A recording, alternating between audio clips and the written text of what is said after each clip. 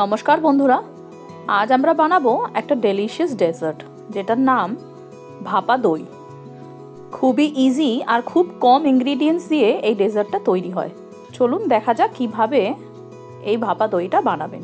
প্রথমেই একটা বাটিতে 4 টেবিল স্পুন উষ্ণ গরম দুধ নিয়ে তার মধ্যে দিয়ে দেবো 10 থেকে 15টা কেশর।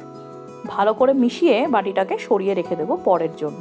এরপর নিতে হবে একটা ঢাকনাযুক্ত টিফিন বক্স বা একটা বাটি।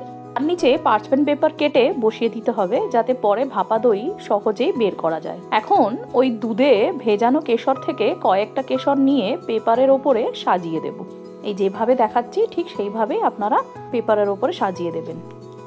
এবার আর একটা মিক্সিং বাউলে আমরা 100 গ্রাম টক দই নিয়ে নেব। টক দইটা একদম যদি এরকম জমাট না হয় তাহলে একটা কাপড়ের সাহায্যে জলগুলোকে বের করে নিতে হবে। তার মধ্যে দিয়ে দেব 50 গ্রাম মতন কনডেন্সড মিল্ক।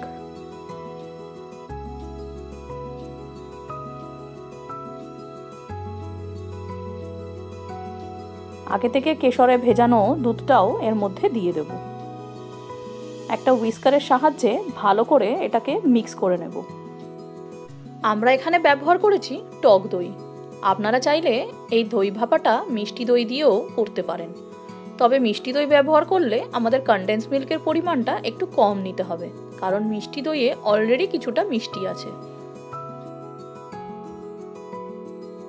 ভালো করে মিক্স করে একটা স্মুথ ব্যাটার তৈরি করতে হবে। আর একটু চেখে দেখে নিতে হবে যে মিষ্টি প্রয়োজন আছে কি না। যদি থাকে তাহলে আরেকটু কনডেন্স মিল্ক আমরা অ্যাড করে নেব। আর একবার ভালো করে মিক্স করে নেব।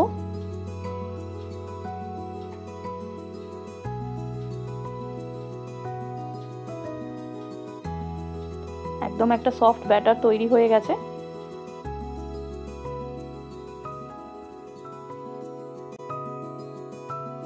এবার সেই আগে থেকে রেডি করে রাখা টিফিন বক্সে আমরা এই ব্যাটারটা ঢেলে দেব।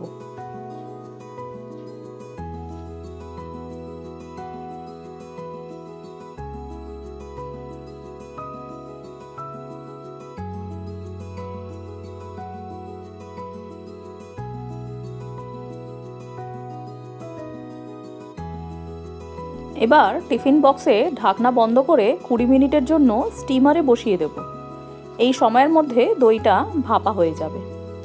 20 মিনিট পর স্টিমার থেকে বের করে আমরা 10 মিনিটের রেস্ট দেব। তারপর টিফিন বক্স সহ আমরা ফ্রিজে ঢুকিয়ে দেব 30 মিনিটের জন্য, একদম পুরোটা যাতে সেট হয়ে যায়। 30 মিনিট পর ফ্রিজ থেকে বের করে ছুরির সাহায্যে সাইডগুলোকে একদম আলগা করে নেব।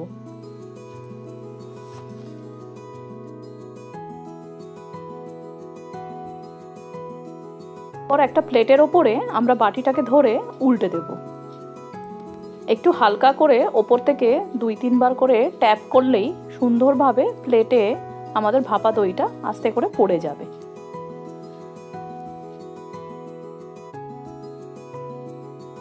পার্চমেন্ট পেপারটা ওপর থেকে সরিয়ে দিয়ে সুন্দর করে কুচানো পেস্তা দিয়ে আমরা ওপরটা গার্নিশ করে দেব। খুব কম সময়ে আর একদম কম উপকরণ দিয়েই আমরা রেডি করে ফেললাম এত সুন্দর একটা ডেজার্ট।